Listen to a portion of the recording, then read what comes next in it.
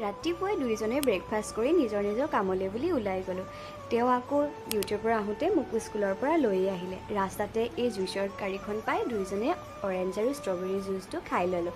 তেওঁৰ আকৌ পাৰ্চেলো এটা আহিলে আৰু তেনেকুৱাতে ৰাস্তাতে আমি ডেলিভাৰী দাদাজনক লগ পাই পাৰ্চেলটো লৈ ল'লোঁ আৰু আহিয়ে লৰালৰিকৈ ভাততহে লাগিছোঁ, মানে আবেলি বৰতীয়া ভাত সাজ ৰেডি কৰিলোঁ আৰু খাই বৈ উঠি মই আকৌ আবেলি হস্পিটেল ডিউটিৰ বাবে ওলাই ল'লোঁ।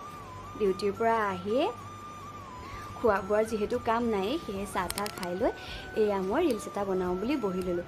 বহুদিনৰ পৰা ইচ্ছা আছিলে মানে ছাউথ ইণ্ডিয়ান লুক এটাত নিজকে চোৱাৰ, সেয়েহে ভাবিলোঁ আজি বনাই লওঁ। আৰু এয়া মই ধুনীয়াকৈ মণিহাৰী পিন্ধি ল'লোঁ আৰু এয়া ৰেড কালাৰ লিপষ্টিকটো লগাওঁতে খতমেই হৈছে, তাকেই অলপ লগাই ল'লোঁ। খাৰু পিন্ধি নখকেইটাৰ অৱস্থা চালোঁ, নেইল পলিচ গোটেই এৰাই গৈছে। ছাউথ ইণ্ডিয়ান লুকটোৰ হোৱাইট কালাৰ ফুটটো মেইন, সেয়েহে সেইটো কলগেটেৰে বনাই ল'লোঁ।